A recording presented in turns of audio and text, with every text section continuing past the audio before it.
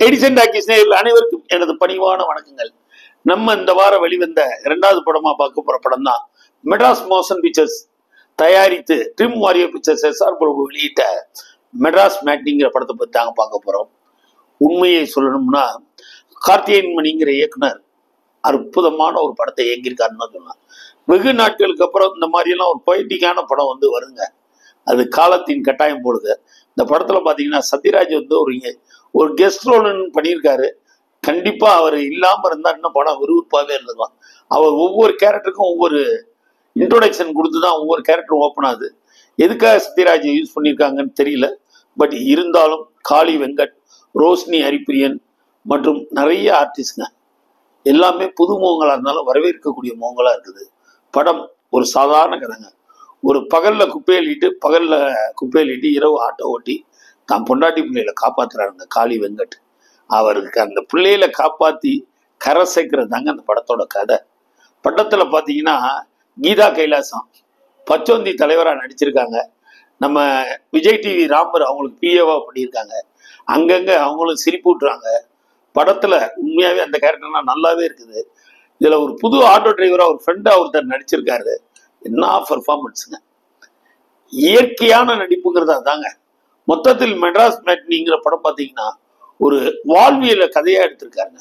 காளி வெங்கட் தரமான தமிழ் சினிமாவில் அந்த காலத்துல பார்த்தீங்கன்னா எஸ்வி சுப்பையா, ரங்காராவ், வி.கே. ராமசாமி இந்த மாதிரி பட்டியலில் இவரும் ஒரு நல்ல இடத்துக்கு வருவாருங்கிறது.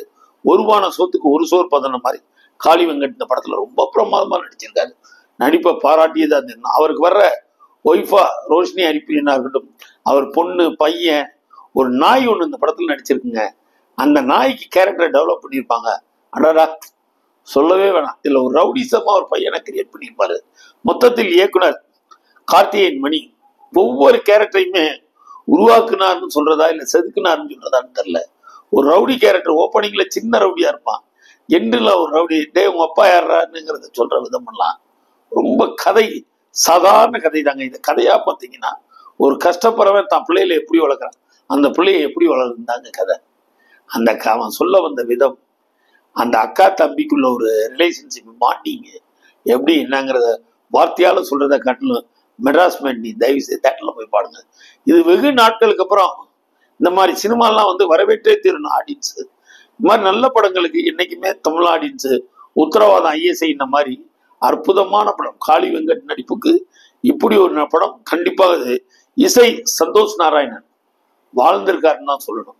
சத்யராஜ் அவரு ஏதோ ஒரு இருக்கட்டு, அவர் இல்லாட்டாலும் இந்த படம் ரொம்ப நல்லா இருந்திருக்கும். சத்யராஜ் இருக்கிற இடம் தான் கொஞ்சம் தொய்யலா இருக்கு. ஆனா அது என்ன அடிப்படையில் சத்யராஜ் அவரை நடிக்க வச்சிருக்காங்கன்னு தெரியல. பட் அவர் ஒவ்வொரு கேரக்டரை பத்தியும் சொல்றாரு, அதுதான் கதையா ஓப்பன் ஆகுது. அந்த அடிப்படையில பாத்தீங்கன்னா மெட்ராஸ் மேட்னி அற்புதமான படம். தேட்டர்ல போய் பாருங்க. தொடர்ந்து இந்த மாதிரி படங்களை பார்த்துக்கிட்டே இருங்க. சப்ஸ்கிரைப் பண்ணுங்க, எங்களோட சேனலை சப்ஸ்கிரைப் பண்ணுங்க, லைக் பண்ணுங்க, ஷேர் பண்ணுங்க. உங்களுக்காக நான், உங்களால் நான். மொத்தத்தில் மெட்ராஸ் மேட்னி நல்ல படம்.